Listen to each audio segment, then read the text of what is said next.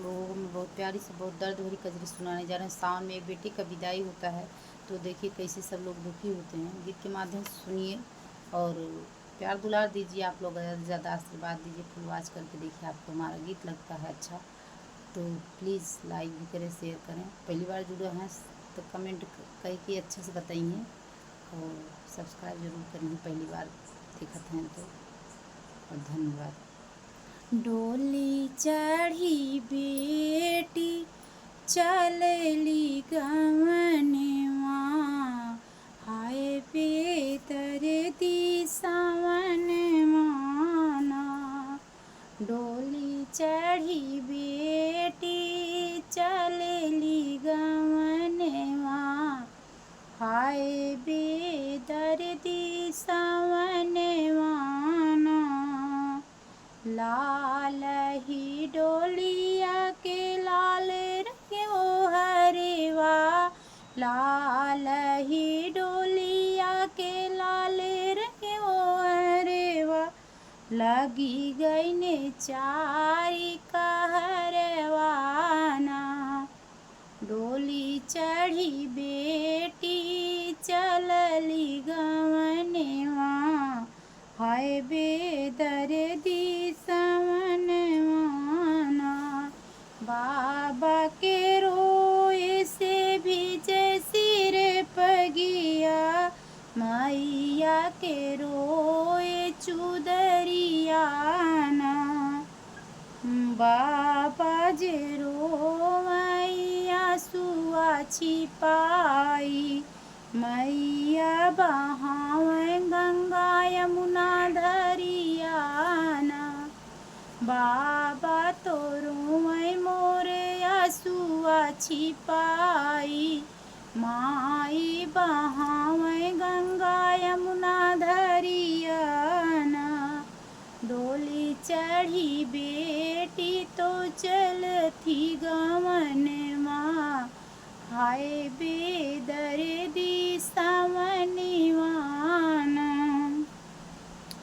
भैया जे रोई डोलिया पकड़ी के, भैया जे रोई डोलिया पकड़ी के, किया जो बहिनी भैली सपनवाना। भाभी खुश होई के तो नाच आंगनवा, चली गए जीव के जहनवाना।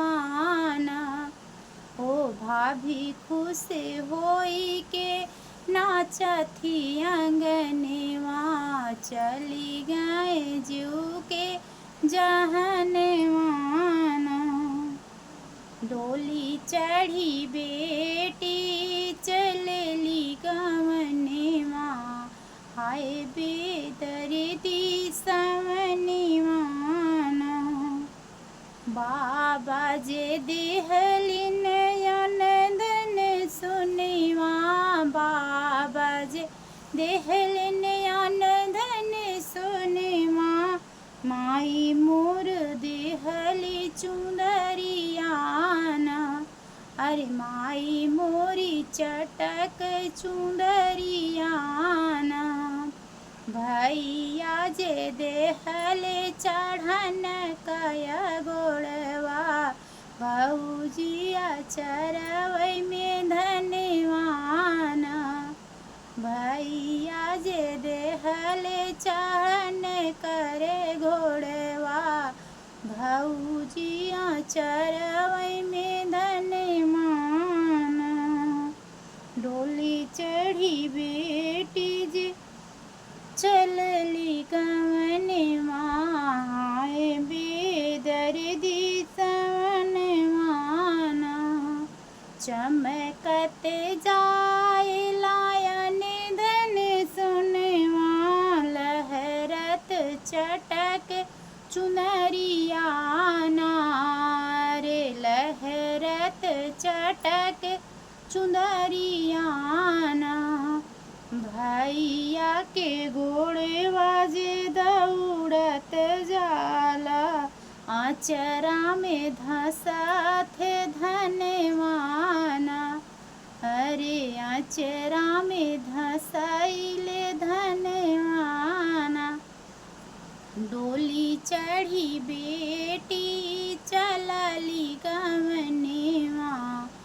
हाय बेदर्दी सवनवाना, माई कहाई बेटी नीति उठियायो, बाबा कहाई छठी माँ से ना, माया कहाई बेटी नीति उठियायो, बाबा कहाई छठ मसवाना, भैया बहाई बहनी काज परोजे आयु, भौजी कहाँ कवन कजवाना, भैया कहाई बहनी काज परोजे आयु, भौजी कहाँ कवन कजवाना, डोली चढ़ी बेटी चलली गवनमा, हाय बेदर्दी समनी माना। धन्यवाद।